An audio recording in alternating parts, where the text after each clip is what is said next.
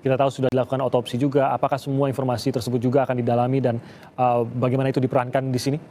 Ya, nah gini, saya kira substansi yang utama, alat bukti yang pertama itu di sini gini, satu mana saksi. Jadi peran MS itu nanti akan dibuktikan oleh minimal oleh 4 orang itu, ya, yang tadi ada yang tersangka lainnya kan akan berperan sebagai saksi untuk perkara MS. Demikian pula sebaliknya sama, kan ini perkara di-split, dipisah. Nanti tuh yang lain jadi saksi, ya. Itu kan satu kesaksian apakah bersih atau tidak satu sama lain. Kedua, alat barang bukti, ya. Nah, itu kan ada sisa itu yang jadi apa? Dijadikan barang bukti, ya. Ada juga yang jadi alat bukti, dua hal yang berbeda, ya.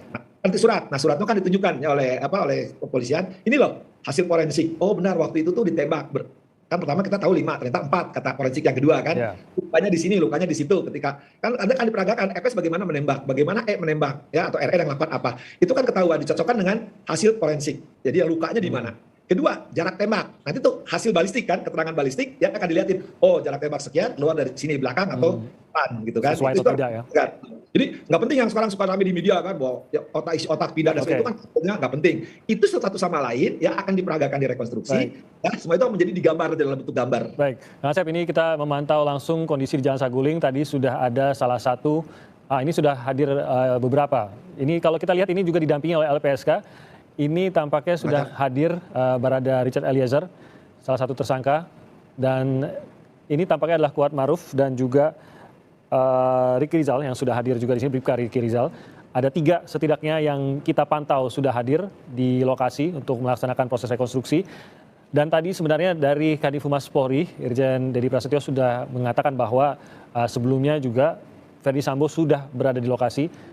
Dan ada keterangan tadi yang kita, kalau tidak salah menangkap, Ibu Putri Chandrawati juga sudah berada di lokasi sebelum ketiga tersangka ini hadir. Jadi saat ini kita bisa menyimpulkan bahwa seluruh tersangka, kelima tersangka sudah hadir di lokasi terjadinya atau akan dilangsungkannya rekonstruksi. Khususnya ini di Jalan Saguling. Tampaknya mereka dimulai memang di Jalan Saguling ini sehingga seluruh tersangka dihadirkan dulu di Jalan Saguling ini yang merupakan rumah pribadi dari Irjen Ferdy Sambo.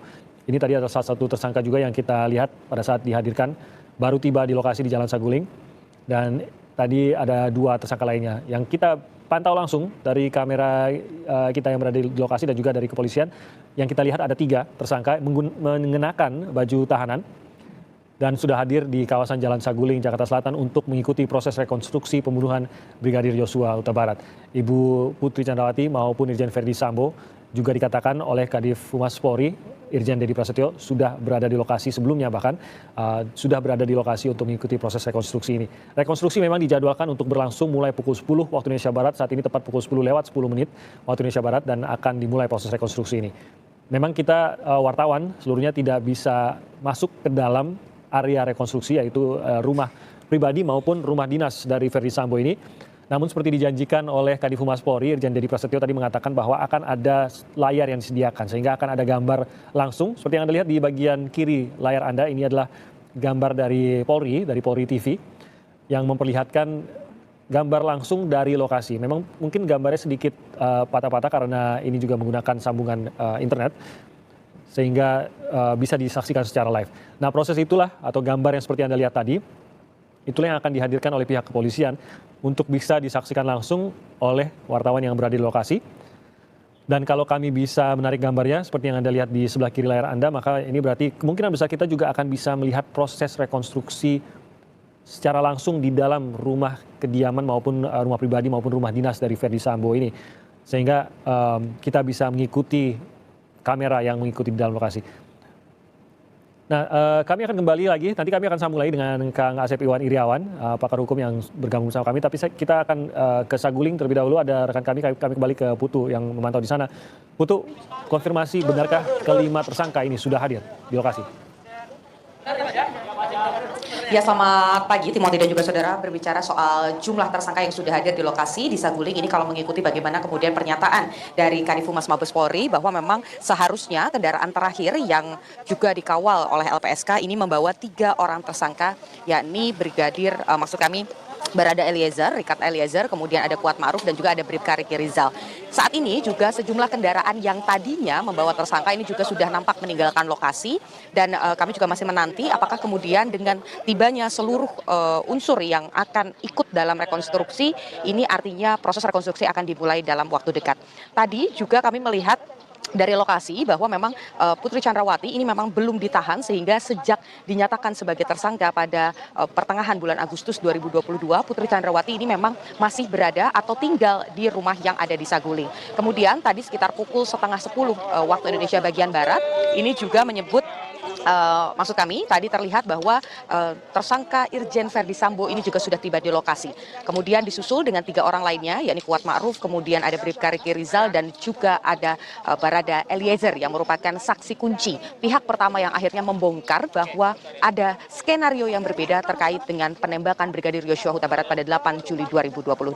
Saat ini pengamanan ini terpantau masih cukup ketat. Bagaimana kemudian Anda bisa saksikan, Timothy dan juga saudara, bahwa pengamanan dari Korps Brimob ini juga masih terlihat berjaga. Ada sejumlah kendaraan taktis yang juga berada di lokasi. Ini mengamankan beberapa parameter di sekitar kawasan yang ada di Saguling. Kemudian juga ada pengamanan-pengamanan lainnya. Rencananya pada hari ini akan dilakukan reka adegan ataupun juga rekonstruksi dari peristiwa tewasnya Brigadir Yosua Huta Barat. Total ada 78 adegan, di mana 78 adegan ini merupakan bagian-bagian dari mulai di Magelang yang disebut ada peristiwa penyerta, kemudian juga ada di Saguling, kemudian juga ada di kawasan Duren 3. Nah, kalau berbicara terkait dengan adegan-adegan yang nantinya akan diperankan, karena memang ini dilakukan dan seluruh tersangka untuk pertama kalinya dipertemukan di satu lokasi yang sama, ini akan dilakukan di Saguling dan juga di Duren 3. Sementara untuk adegan-adegan yang terjadi di Magelang, yakni pada tanggal 4, tanggal 7, dan juga tanggal 8,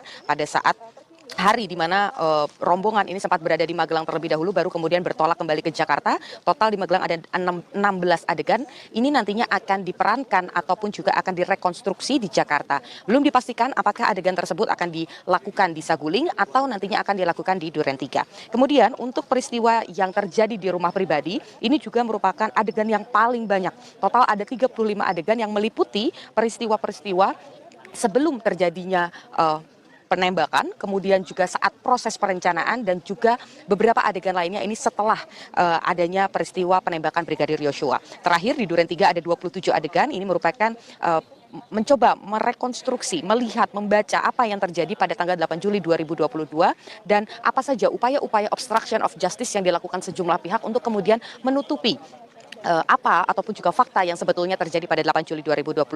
Sampai dengan saat ini Kadif Humas masih menjaga komitmennya bahwa akan menyampaikan secara langsung, bisa disaksikan kepada publik, bisa terbuka, publik bisa menyaksikan apa saja yang terjadi, urut-urutannya, adegan per adegan ini nanti akan disiarkan secara live, Timothy dan juga saudara. Dan juga selain membuka kepada publik untuk menjaga independensi dari proses rekonstruksi, juga nantinya akan dikawal langsung oleh LPSK, kemudian juga ada dari Kompolnas dan juga dari Komnas HAM, Timothy.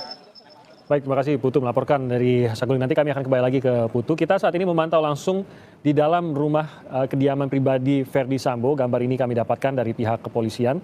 Ini adalah gambar dari Polri TV. Seperti dijanjikan oleh Kadif Humas Irjen Dedi Prasetyo tadi, bahwa meskipun rekan-rekan wartawan yang memang jumlahnya seperti Anda lihat,